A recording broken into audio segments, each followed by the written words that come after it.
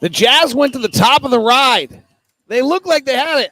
And then a big splash. 3 of them came over the top of the car and left him drenched. It was Jalen Suggs threes on the water ride at Disneyland that left him miserable. We'll talk about it coming up on Postcast.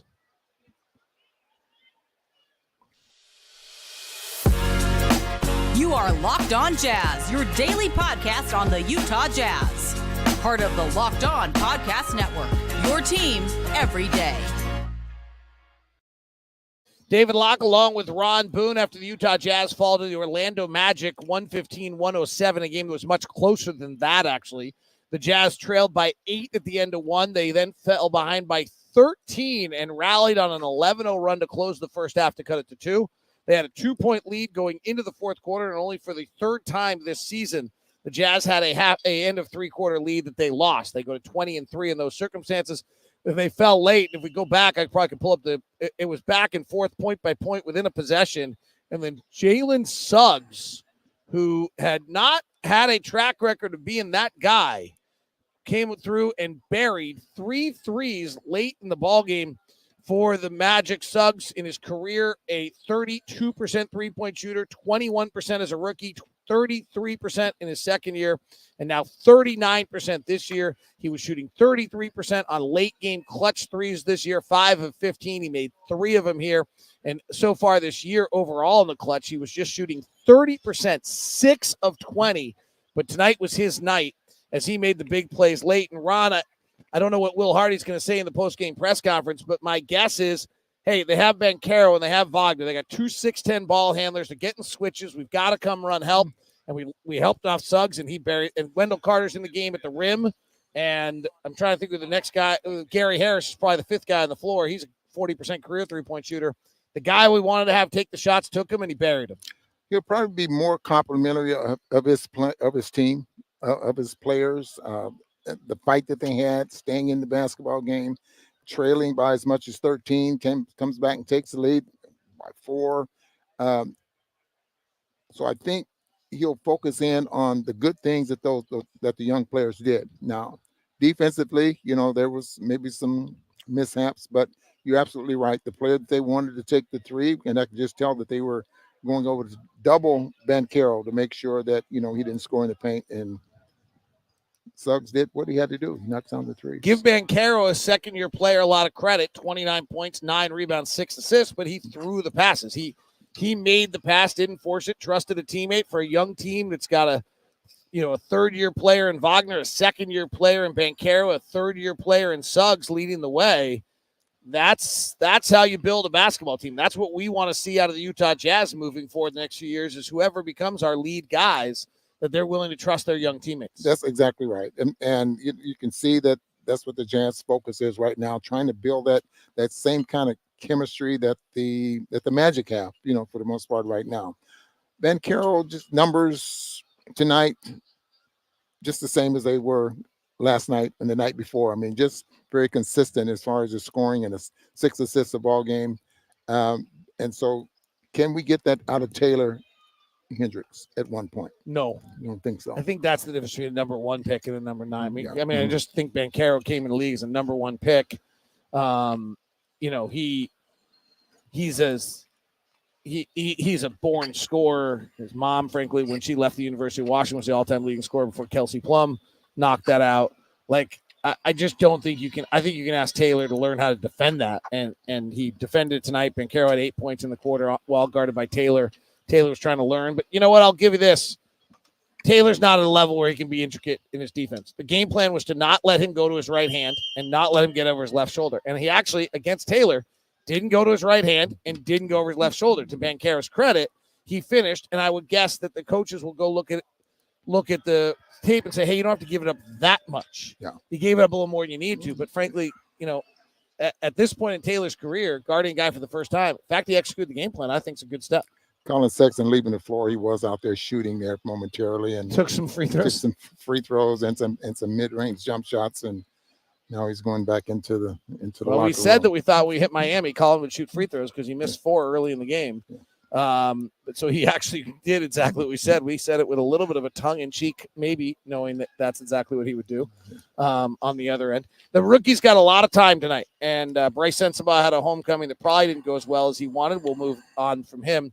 What do you see out of Keontay and Taylor tonight? Because I think these were pretty strong nights for them. The only thing that I saw out of that I didn't like, or I'd like to see more of out of Keontay, is he handled. I thought he handled Suggs pretty good,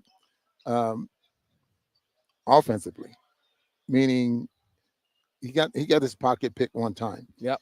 But I think he learned that you set the guy up and then you go and keep him from turning you back and forth to the point where he gets an advantage and comes up with a steal. I was very impressed with that. And again, this is something that you learn. He did not have a very good ball game against the Orlando Magic the last time these two teams met.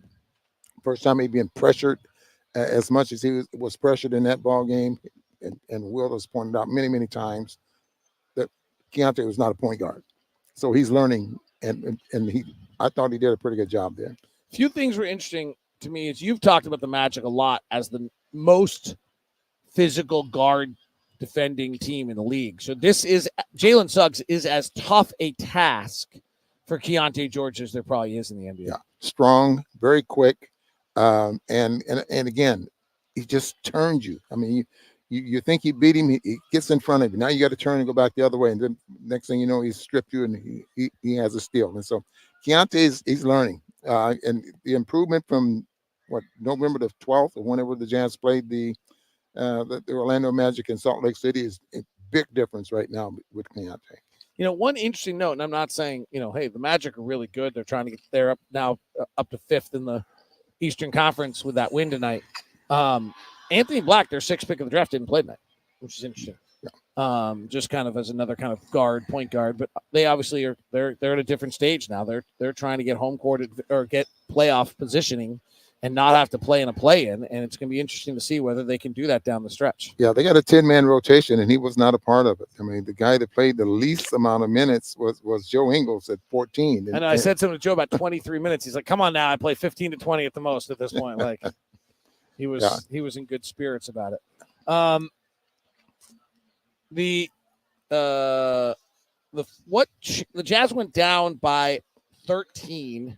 What rallied them back? What gave them? I mean, Suggs obviously makes the big shots late, but if we take down 13, the Jazz kind of stay in it, and then they're in it. They're playing with the Magic every step of the way until the final minute and a half, 2 minutes of this game. Well, it started in the third quarter when they outscored them 31 to 27, and started to get the momentum of shifting a little bit.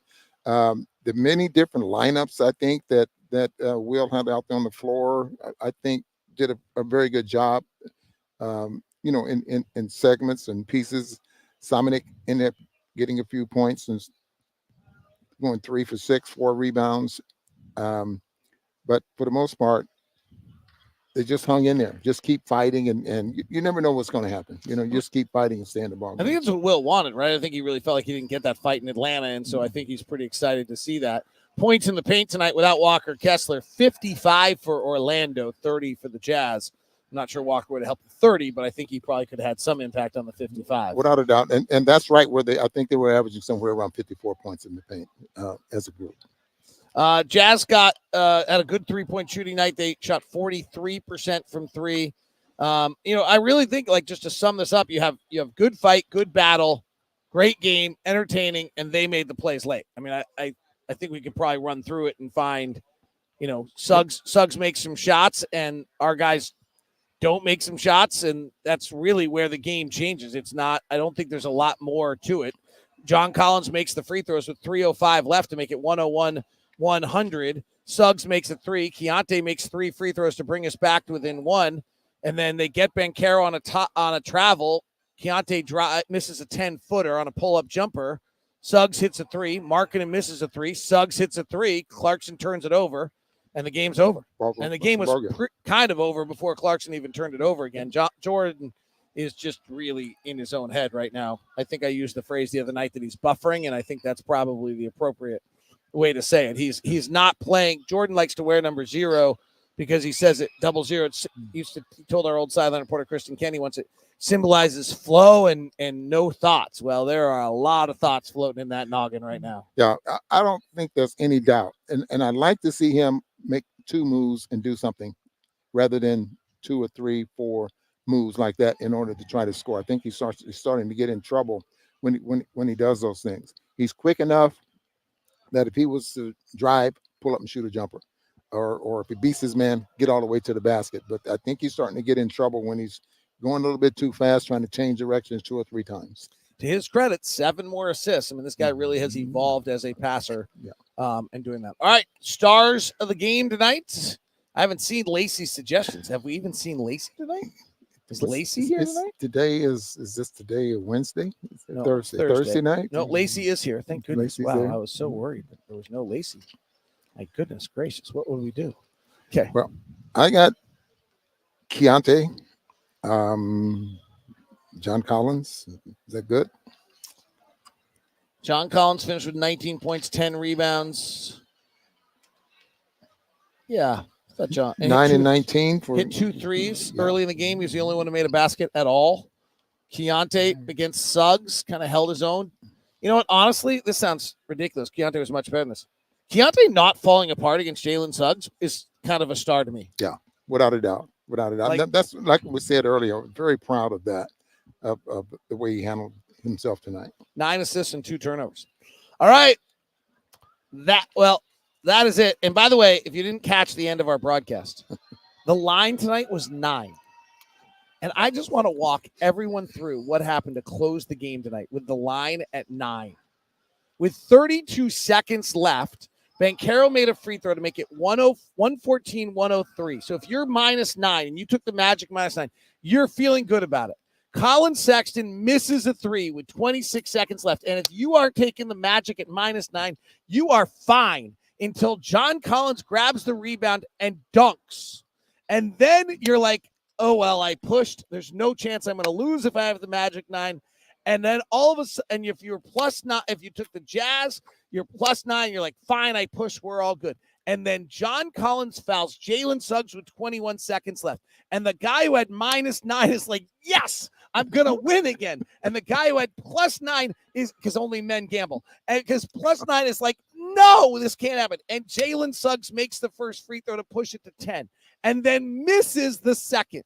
And, of course, with 21.5 seconds left, the Jazz are going to run the clock out. But then all of a sudden, Colin Sexton and John Collins start running a play, and Keontay drives the baseline. And all of a sudden, Keontay George is fouled down by 10, and he makes both free throws. And the guy who was -9, who couldn't have possibly lost.